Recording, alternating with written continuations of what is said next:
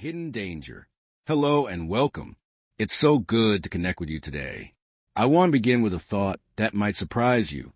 When we think about falls as we get older, our minds often jump to things like slippery floors, poor lighting, or perhaps a trip over a rug. And yes, those are absolutely important factors. But what if I told you there's a far more insidious, often harmless habit that many of us engage in daily, one that subtly but significantly increases our risk of falling? It's not something you actively do wrong. It's often something you stop doing without even realizing it. And its impact on our balance, strength, and overall stability is profound. This isn't about creating fear. It's about shedding light on a quiet danger so that we can actively protect our independence and well-being. Today, we're going to uncover this harmless habit, understand its hidden mechanisms, and most importantly, talk about what we can do, starting today, to counteract its effects. The harmless habit. Inactivity and sedentarism. The harmless habit I'm referring to is pervasive inactivity, or leading a largely sedentary lifestyle. Now, I know what you might be thinking. I'm not inactive. I do things around the house. And that's wonderful. But often, as we get older, our overall movement patterns shift. We might drive more, walk less. We might choose the elevator over the stairs. Our daily lives can become more focused on sitting, reading, watching television, working on hobbies, and less on purposeful movement. This isn't a judgment. It's a natural tendency of modern life. But this gradual reduction in physical activity, even if it feels comfortable and well-deserved, is arguably one of the biggest silent contributors to falls in later life.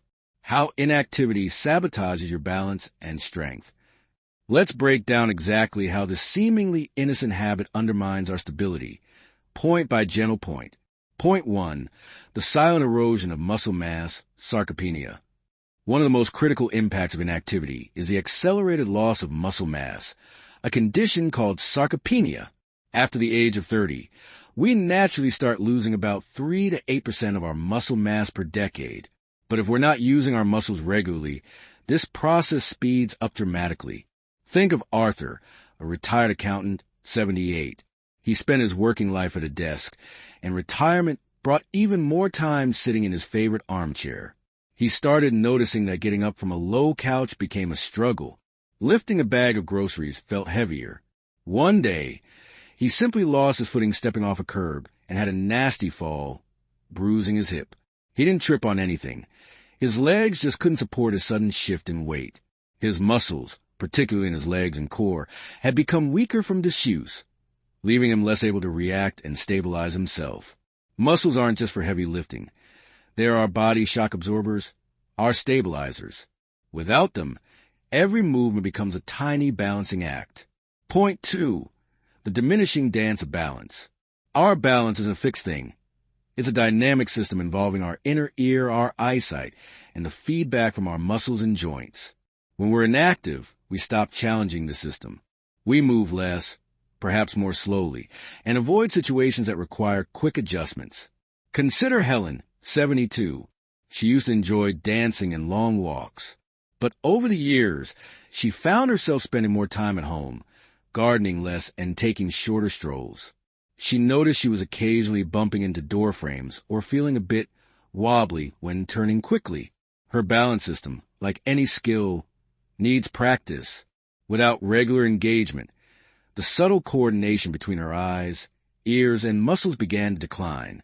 When she unexpectedly encountered an uneven sidewalk, her body simply couldn't make the rapid, tiny adjustments needed to stay upright. Point 3. Weakened bones, osteoporosis and osteopenia. While inactivity directly affects muscles, it also has a profound impact on our bones. Bones thrive on stress, not bad stress, but the kind of gentle, consistent pressure that comes from weight-bearing activities. Walking, dancing, even standing builds and maintains bone density. If we're largely sedentary, our bones don't get this vital signal to stay strong. This can accelerate conditions like osteopenia and osteoporosis, making bones more brittle and susceptible to fractures from even a minor fall. A fall that might have resulted in just a bruise in a more active person could lead to a serious hip fracture in someone whose bones have weakened due to prolonged inactivity. Point 4. reduced flexibility, and range of motion. Have you noticed that reaching for something on a high shelf or bending down to tie your shoelaces feels a bit harder than it used to? Inactivity leads to stiff joints and shortened muscles and tendons. Our range of motion diminishes. Imagine Frank, 65. He always prided himself on his flexibility, but after retiring from an active job and spending more time watching TV, he found himself stiff. One morning, reaching for a coffee cup, he overextended slightly, lost his balance, and stumbled.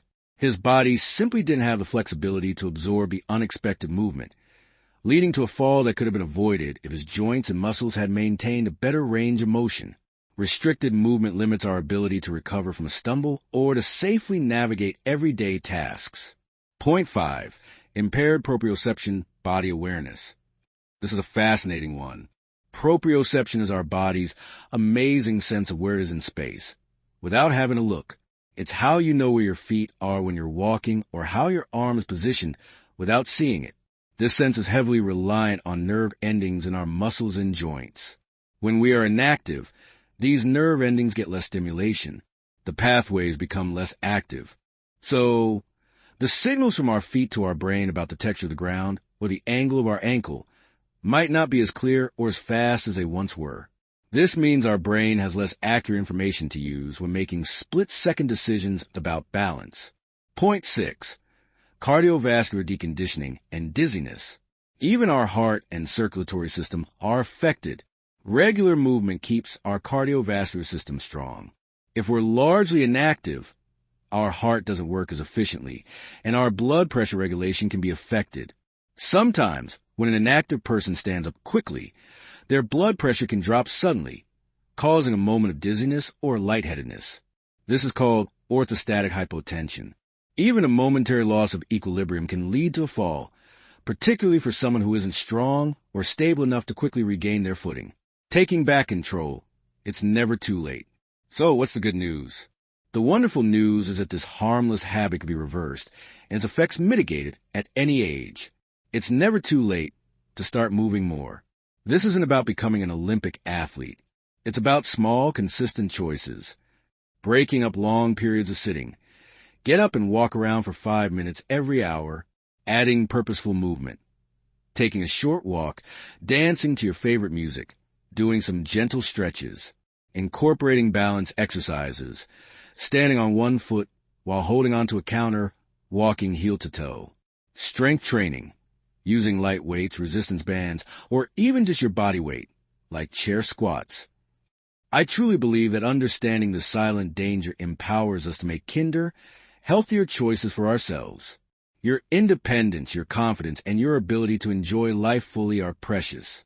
Protecting them from something as subtle as gradual inactivity is one of the greatest gifts you can give yourself, your path forward. I hope this conversation has offered you a new perspective.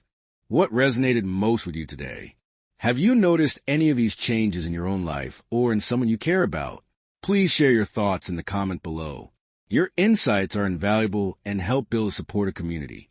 If this video has been helpful, please consider giving it a like and subscribing to the channel for more discussions on healthy aging. And if you know someone who might benefit from this message, please share it. It could truly help prevent a fall and preserve their well-being. Thank you for being here. Let's commit to moving more, living more, and staying strong together.